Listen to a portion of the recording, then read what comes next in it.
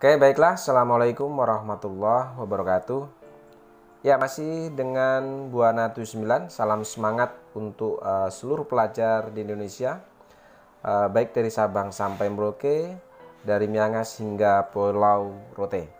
Oke, masih kita melanjutkan untuk materi tentang metode pencatatan wesel bayar jangka panjang, di mana pada pertemuan sebelumnya saya sudah bahas mengenai wesel bayar jangka panjang yang diterbitkan pada nilai nominal. Oke, pada pertemuan kali ini saya akan bahas mengenai wesel bayar jangka panjang yang diterbitkan tidak pada nilai nominal. Oke, jadi untuk mempersingkat waktu pembahasan mengenai wesel bayar jangka panjang yang diterbitkan tidak pada nilai nominal, di sini langsung saja saya suguhkan sebuah contoh soal beserta penyelesaiannya di sini. Oke, di sini wesel bayar jangka panjang diterbitkan tidak pada nilai nominal. Sini contohnya adalah pada tanggal 2 Januari 2022, PT Buana menerbitkan wesel bayar untuk meminjam uang di bank. Jadi wesel memiliki nilai nominal 10 juta dengan bunga 12% yang harus dibayar setiap tanggal 1 Januari. Jadi untuk bunganya sendiri ini harus dibayar atau dibayarkan setiap tanggal 1 Januari. 1 Januari. Kemudian untuk nilai wesel ini dinilai sebesar 9.520.000. Wesel bayar ini memiliki periode jatuh tempo yaitu 3 tahun. Oke, atas adanya contoh soal ini, tahapan pertama yang harus kita kerjakan adalah kita akan coba membuat jurnal saat penerbitan wesel ini. Oke, untuk membuat jurnal saat penerbitan wesel, yang pertama kita harus cari nilai diskonto. Ya, jadi nilai diskonto itu nilai nominal wesel yaitu 10 juta dikurangi dengan nilai tunai wesel yaitu 9.520.000, dan ini adalah nilai diskontonya yaitu 480.000. Jadi selisih antara nilai nominal dengan nilai tunai wesel itu adalah yang disebut dengan diskonto, seperti itu.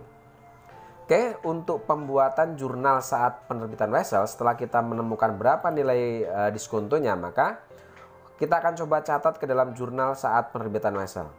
Oke, jurnal saat penerbitan wesel otomatis kita sesuai dengan tanggal penerbitan ini, tanggal 2 Januari tahun 2022 ya. 2 Januari 2002. Oke, jadi jurnal yang kita gunakan untuk mencatat adanya penerbitan ini, yang pertama adalah kas, itu ada di sisi debit karena kita mendapatkan uang dengan nilai tunai dengan nilai weselnya ya. Jadi nilai tunai weselnya.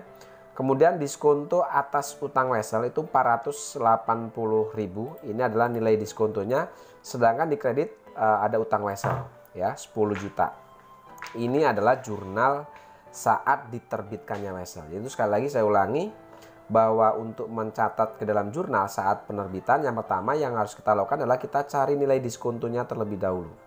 Oke, dimana untuk nilai diskonto ini dapat dari nilai nominal wesel ya dikurangi dengan nilai tunai wesel. Jadi selisih antara nilai nominal wesel dan nilai tunai wesel itulah yang disebut dengan nilai diskonto. Oke, seperti itu. Kemudian pada saat pencatatan ke dalam jurnal, otomatis di sini untuk nilai kasnya ini diambil dari nilai tunai weselnya yaitu 9.520.000.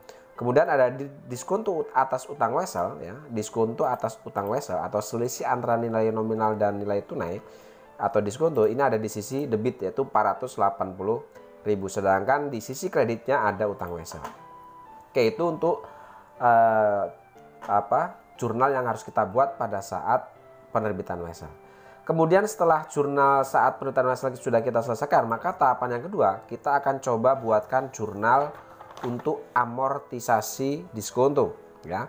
Jadi maksud dari amortisasi diskonto ini maksudnya adalah bahwa kita melakukan pengurangan nilai diskonto atas utang wesel itu ya. Jadi pada akhir periode.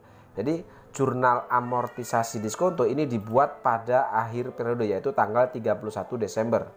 Tujuannya adalah untuk melakukan pengurangan nilai diskonto atas utang wesel itu ya. Jadi pada saat pembuatan jurnal amortisasi diskonto ini kita akan coba hitung dulu nilai amortisasinya ya. Jadi amortisasi diskonto yang pertama atau sebelum kita membuat jurnal amortisasi diskonto, kita cari nilai amortisasinya. Ya, di sini untuk nilai amortisasi diskonto itu rumusnya adalah nilai diskonto itu sendiri, yaitu tadi didapat 480.000 dibagi dengan umur wesel. Di sini kita lihat bahwa untuk periode jatuh tempo itu adalah 3 tahun. Ya, sehingga nilai diskontonya 480 dibagi dengan 3 tahun, maka otomatis kita dapat untuk nilai diskontonya atau amortisasi diskonto per tahun itu adalah 160.000 per tahun. Oke. Setelah kita dapatkan berapa nilai amortisasinya untuk per tahunnya, maka kita buatkan jurnal di sini. Oke, untuk tanggalnya sendiri karena amortisasi itu dilakukan pada akhir periode yaitu tanggal 31 Desember, maka di sini penanggalannya adalah 31 Desember 2002. Ya, di sini pada saat penerbitan wesel itu bulan Januari 2002, maka akhir periodenya adalah tanggal 31 Desember. Oke, jurnal sendiri untuk mencatat adanya amortisasi diskonto ini, jurnalnya yang pertama adalah beban bunga, ya, beban bunga yaitu 160 pada diskonto atas utang wesel. Ya, jadi amortisasi diskonto ini juga disebut sebagai jurnal untuk pengakuan atas nilai beban bunga, ya. Jadi makanya di sini beban bunga ada di sisi kredit, sisi debit, ya. Jadi pengakuan atas diskonto wesel ini diakui sebagai beban bunga itu diakui pada saat akhir periode atau tanggal 31 Desember. Sehingga di sini jurnalnya beban bunga ada di debit, kreditnya ada diskonto atas utang wesel itu 160.000.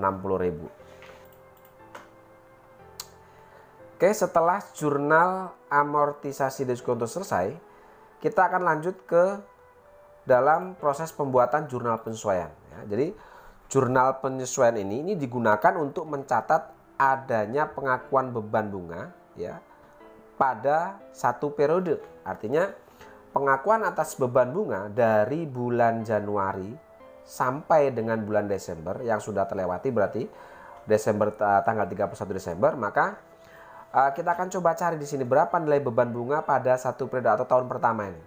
Oke, beban bunga tahun 2002 ini adalah persentase bunga. Jadi persentase bunga berarti 12%. Di sini kita lihat beban bunganya 12% dikalikan dengan nilai tunai wesel. Di sini kita tahu bahwa untuk nilai tunai wesel itu adalah 9.520. Berarti dikalikan 9.520.000. Kemudian dikali dengan periode bunga. Di sini 12/12, artinya karena Januari ke Desember itu ada 12 bulan, ya. Maka karena kita mencari beban bunga untuk per tahun, berarti di sini 12/12, ya. Karena Januari ke Desember itu adalah 12 bulan, maka di sini pembaginya adalah 12 bulan karena per tahun. Oke, untuk beban bunganya sendiri sini didapat 1.142.400, ya. Jadi saya ulangi lagi, untuk mencari beban bunga pada satu periode yang sudah dilewati atau satu tahun yang sudah dilewati, di sini rumusnya adalah persentase bunga dikalikan nilai tunai wesel, kemudian dikalikan periode bunganya. Oke. Di sini 12% dikali 9.520 dikali dengan 12/12, maka didapatlah nilai untuk beban bunga dalam satu periode yang sudah dilewati adalah 1.142.400. Oke, jurnal untuk mencatat adanya penyesuaian atau pengakuan atas bunga ini, ya. Jadi pengakuan beban bunga, ya. Di situ pengakuan atas beban bunga itu jurnalnya di sini adalah beban bunga ada di sisi debit, sedangkan utang bunga ada di sisi kredit. Kenapa di sini kita menggunakan akun utang bunga? Karena di sini untuk perhitungan beban bunga tanggal 31 Desember, yaitu di jurnal penyesuaian, ini beban bunga belum dibayar, ya. Karena belum dibayar, maka di sini masih menjadi utang bunga, sehingga nilainya masih sama 1.142.400 rupiah. Oke, itu jurnal penyesuaiannya. Kemudian kita lanjut yang selanjutnya. Setelah jurnal penyesuaian selesai, kita akan coba buatkan jurnal pembalik, ya.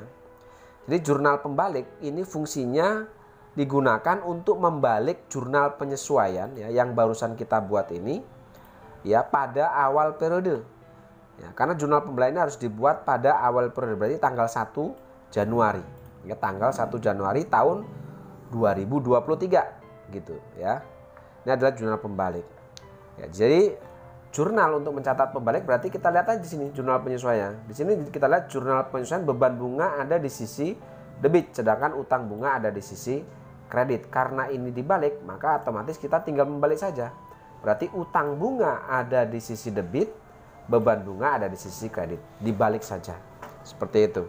Oke, itu untuk jurnal pembalik ya. Jadi sekali lagi saya ingatkan bahwa jurnal pembalik ini dibuat pada tanggal 1 Januari atau awal bulan pada satu periode begitu ya. Ini tujuannya adalah untuk membalik jurnal penyesuaian yang kita buat pada akhir bulan pada periode sebelumnya, yaitu tanggal 31 Desember.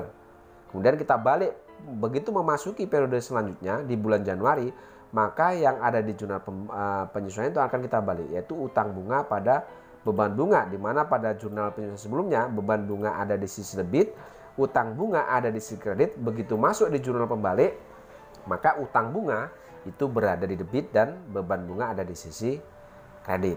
Oke, itu untuk jurnal pembaliknya. Oke, selanjutnya kita akan coba buat untuk jurnal pada saat pembayaran bunganya.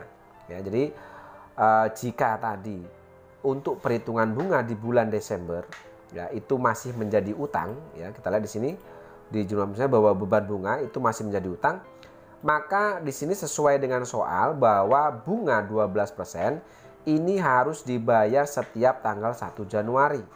Oke, dibayar setiap tanggal 1 Januari. Maka di sini untuk jurnal pembayaran atas bunga kita buatkan bulan Januari tanggal 1 bulan Januari tahun 2023 tahun pertama. Jurnal untuk mencatat adanya beban bunga di sini atau pembayaran bunga di sini kita hitung dulu untuk nilai beban bunganya di bulan sebelumnya, masih sama persentase bunga dikalikan dengan nilai tunai wesel ya, dikalikan dengan periode bunganya di sini. Ya, di sini 12/12 ya. Didapat untuk beban bunga pada periode tahun sebelumnya itu adalah Rp1.142.400. Maka jurnal untuk mencatat adanya pembayaran bunga ini kita gunakan utang bunga atau beban bunga ya, beban bunga pada sisi debit, kreditnya itu kita gunakan kas. Karena kenapa kas? Karena pada saat membayar beban bunga ini kas kita berkurang. Seperti itu. Oke, yang terakhir yaitu jurnal pelunasan wesel ya. Dimana untuk jatuh tempo di sini ada 3 tahun, berarti pelunasan wesel itu dilakukan di tahun 2025 ya. Jadi 3 tahun dari 2022 itu juga kita hitung, maka 2022, 2023, 2024, 2025 berarti awal tanggal 2 Januari 2025 ini dilakukan pelunasan atas utang wesel ini. Oke, jurnal untuk mencatat adanya pelunasan wesel ini, maka di sini kita lihat tanggal 2 Januari tahun 2025 itu utang wesel ya ada di sisi debit ya. Kreditnya kita gunakan kas. Nilainya itu adalah nilai dari nominal wesel itu, yaitu 10 juta.